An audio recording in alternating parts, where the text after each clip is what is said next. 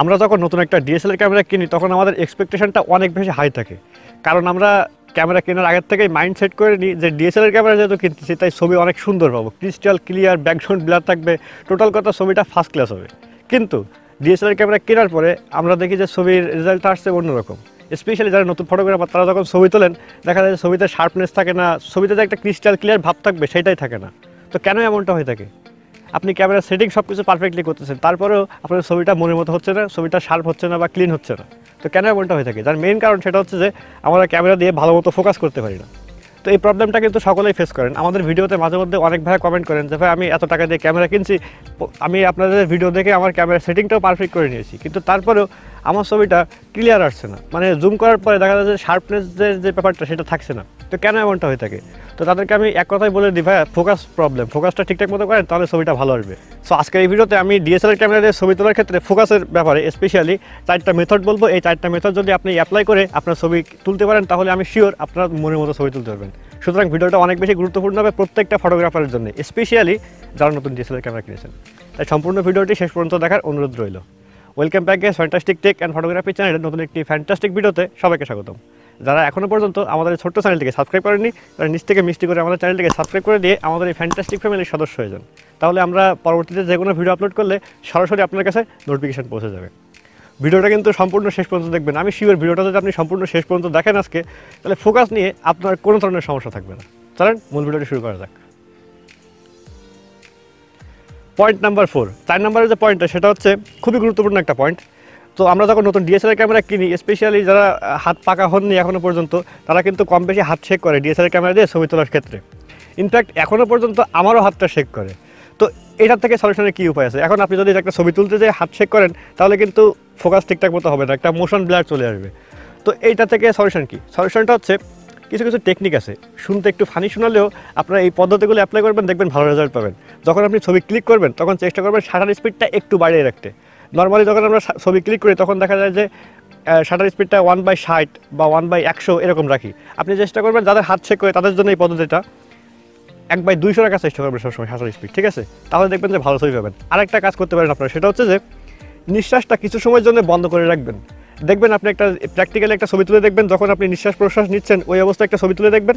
আবার এই যে ছবি তোলার ক্ষেত্রে মাত্র 2 সেকেন্ড যদি আপনি নিঃশ্বাস বন্ধ করে রেখে তারপরে ছবিটা ক্লিক করেন, দেখবেন যে ছবিটা কেমন আসে। আমি শিওর এই ছোট্ট একটা জিনিস অ্যাপ্লাই করার সাথে সাথে আপনার ছবিটা ম্যাজিকের মতো কাজ করবে, ছবিটা অনেক বেশি ক্রিস্টাল ক্লিয়ার আসবে। একটু এই পদ্ধতিটা অ্যাপ্লাই করে দেখবেন। আমি নিজেও কিন্তু এই পদ্ধতিটা অ্যাপ্লাই করি এবং ভালো ছবি ক্লিক করতেছি। তাই অবশ্যই যারা নতুন ফটোগ্রাফার রয়েছেন হাত শেক করে তারা এই 2টা জিনিস ফলো করবেন। একটা হচ্ছে আপনার শাটার স্পিডটা একটু বাড়িয়ে দেখবেন, আর হচ্ছে নিঃশ্বাসটা সামান্য সময়ের জন্য বন্ধ করে ছবিটা তুলবেন, দেখবেন ভালো রেজাল্ট পাবেন। পয়েন্ট নাম্বার 3 নম্বর পয়েন্টটি বলার আগে ভিডিওটা নিশ্চয়ই ভালো লাগছে, এত সুন্দর রিসার্চ করে আপনার জন্য ভিডিও তৈরি করি, তাই অবশ্যই ভিডিওতে একটা লাইক দিয়ে আমাদেরকে উৎসাহিত করবেন। 3 সেকেন্ড টাইম, ঠিক আছে? 1 2 3 লাইক দিয়ে দিয়েছেন, ভেরি গুড। যাই 3 নম্বর পয়েন্টটা যেটা বলতেছিলাম সেটা হচ্ছে যে আইএসও আমরা কিন্তু নর্মালি যখন লো লাইটে শ্যুট করি, এখন আমরা শ্যুট করছি বিকালে, অর্থাৎ একটু পরে সন্ধ্যা হয়ে যাবে। তো এই ক্ষেত্রে আমরা আইএসও বাড়িয়ে দিয়ে ছবি ক্লিক করি, যেহেতু আমাদের ছবিতে লাইট কম আসে তাই আমরা অবশ্যই ন্যাচারালি লাইটটা একটু বাড়িয়ে দিয়ে ছবি ক্লিক করি। হ্যাঁ, এটা ঠিক আছে, বাট আইএসও বাড়ানোর কিন্তু একটা লিমিট রয়েছে। আপনি এন্ট্রি লেভেল থেকে মিড এন্ট্রি লেভেলের যে ক্যামেরাগুলো রয়েছে, আমি যদি এক্স্যাক্টলি বলি আপনাদেরকে, 60,000 নিচে যে ক্যামেরাগুলো রয়েছে, 60,000 টাকার নিচে, এই ক্যামেরাগুলোতে আপনারা আইএসওর যে নাম্বারটা সেটা 800-র উপরে কখনোই নিয়ে যাবেন না। 800-র উপরে নিয়ে গেলে হবে কি, ছবিতে একটা নয়েজ চলে আসবে।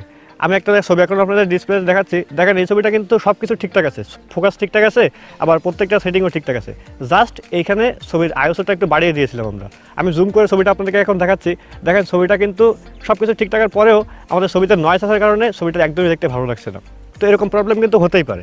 তো এই প্রবলেমের সলিউশনটা কি? সেটা হচ্ছে যে আপনারা চেষ্টা করবেন যখন লো লাইটে শ্যুট করবেন শাটার স্পিডটা কমিয়ে রাখবেন, যত সম্ভব কমানো যায় শাটার স্পিডটা কমানোর ক্ষেত্রে হবে কি, আপনার ছবিতে যেহেতু অটোমেটিক্যালি লাইট আসবে, আপনার আইএসও বাড়ানোর কোনো প্রয়োজনই পড়বে না। এখন শাটার স্পিড যদি আপনি কমিয়ে তোলেন, প্রথম পয়েন্টের সাথে এখানে কিন্তু একটা সাংঘর্ষিক ব্যাপার হয়ে যাচ্ছে। শাটার স্পিড যদি আমরা কমিয়ে তুলি সেক্ষেত্রে কিন্তু আমাদের ছবিটা শেকিনেস আসার সম্ভাবনা আছে। এইখানে একটা কাজ করতে পারেন, আপনারা একটা ট্রাইপড ব্যবহার করতে পারেন, তাহলে দেখবেন যে ছবির ফোকাসটাও ঠিকঠাক মতো থাকবে, লাইটও ঠিকঠাক মতো থাকবে, আমার আইএসও বাড়ানো লাগছে না, ছবিটা ক্রিস্টাল ক্লিয়ার আসবে। এই পদ্ধতিটা আপনারা অবশ্যই অ্যাপ্লাই করবেন, স্পেশালি লো লাইটের ছবি তোলার সময়। পয়েন্ট নাম্বার 2 নম্বরের পয়েন্টটা হচ্ছে, এটাও খুবই গুরুত্বপূর্ণ একটা জিনিস, সেটা হচ্ছে আমরা যখন ছবি ক্লিক করি তখন কোন ফোকাস মেথডে আমরা ছবিটা ক্লিক করতেছি, এটাও কিন্তু খুবই গুরুত্বপূর্ণ। দেখা যাচ্ছে সিঙ্গেল পয়েন্ট ফোকাস রয়েছে, তারপরে আপনার অনেকগুলো ফোকাসের মেথড রয়েছে। তো আমরা যখন সিঙ্গেল পয়েন্টে শ্যুট করি তখন কিন্তু বেটার রেজাল্ট পাই। আবার অনেকেই রয়েছেন ফোকাস পয়েন্টটা একটু বেশি সিলেক্ট করে দিয়ে তোমার ছবি ক্লিক করেন। এতে করে হয় কি, ক্যামেরা কিন্তু একটা মেশিন, আসলে ডিটেক্ট করতে পারে না যে আমি কোন জায়গায় ফোকাস করবো, যখন আপনার ফোকাস পয়েন্ট সবগুলো সিলেক্ট করা থাকবে। তো এই ক্ষেত্রে আপনারা কাজ করতে পারেন যে আপনারা সিঙ্গেল পয়েন্টটা সিলেক্ট করে দিবেন। সেক্ষেত্রে আপনাদের ফোকাসের যে সিস্টেমটা সেটা ভালোভাবে কাজ করবে, ক্যামেরা হান্ট করবে না, আপনাদের একটা ভালো ছবি দিতে পারবে। পাখি ডাকছে, আউটডোরে শ্যুট করার কিন্তু একটা অন্যরকম মজা রয়েছে, প্রকৃতির ভিতরে সুন্দর করে শ্যুট করা যায়। তো যাই হোক, তেমনটা বলতেছিলাম যে আপনার সিঙ্গেল পয়েন্ট ফোকাসটা সবসময় সিলেক্ট করে রাখবেন। তাতে হবে কি, ক্যামেরাকে কিন্তু আপনি নির্দিষ্ট করে দিচ্ছেন যে হ্যাঁ আমি এই বস্তুটাকেই ফোকাস করতে চাচ্ছি। এক্ষেত্রে ক্যামেরা ভালোভাবে পারফরমেন্স করতে পারে এবং আপনার ছবিটা সুন্দরভাবে মানে ক্লিক করতে পারে। তাই অবশ্যই অবশ্যই আপনারা সিঙ্গেল পয়েন্ট ফোকাস থেকেই ছবিটা ক্লিক করার চেষ্টা করবেন।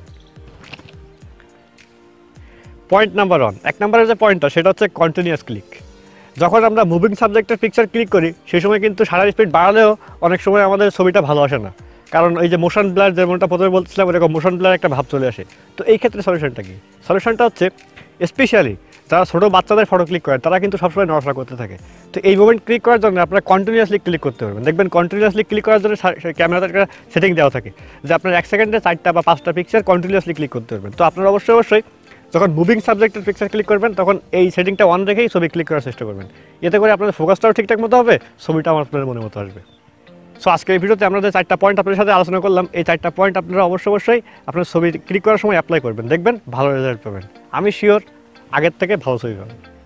সো ভিডিওটা নিশ্চয়ই ভালো লাগছে, অবশ্যই একটা লাইক দিয়ে দিবেন এবং আপনার চাইলে কমেন্ট করে বলতে পারেন। আমি কিন্তু সবসময় চেষ্টা করি আপনাদের কমেন্ট পড়ে সেই অনুযায়ী একটা ভিডিও তৈরি করার জন্য। যেমন এই ভিডিওটা তৈরি করার জন্য অনেক রিকোয়েস্ট পেয়েছি আমাদের চ্যানেলে যে ভাই ছবিতে ক্লিক করার সময় ফোকাসের যে প্রবলেম হচ্ছে এটা নিয়ে একটা ভিডিও করেন। তৈরি করে দিলাম কিন্তু, ঠিক আছে? তারা কমেন্ট করেছিলেন, তারা অবশ্যই অবশ্যই ভিডিওতে আরেকবার কমেন্ট করে জানাবেন যে তারা উত্তরটা পেয়েছেন কিনা। তো এরকম ডিএসএলআর ক্যামেরা সংক্রান্ত কোনো সমস্যা বা যে কোনো ধরনের জিনিস জানতে চাইলে অবশ্যই অবশ্যই কমেন্ট করে জানাবেন। আমি চেষ্টা করব সেই সম্পর্কে একটা ভিডিও তৈরি করে আপনাদেরকে হেল্প করার জন্য। আরেকটা কথা বলতে চাই, আমরা নতুন চ্যানেল করেছি ফ্যান্টাস্টিক টিউবার নামে। সেখানে কিন্তু আমরা রেগুলারলি ফ্যান্টাস্টিক কিছু কিছু ভিডিও তৈরি করি, যেমন ইউটিউবের টিপস, ট্রিক্স, লেটেস্ট আপডেট সহ আমরা কীভাবে ভিডিও এডিট করি এই চ্যানেলে আমরা সেই সংক্রান্ত ভিডিও আপলোড করে থাকি। তাই অবশ্যই অবশ্যই নতুন চ্যানেল থেকে একটু ঘুরে আসবেন।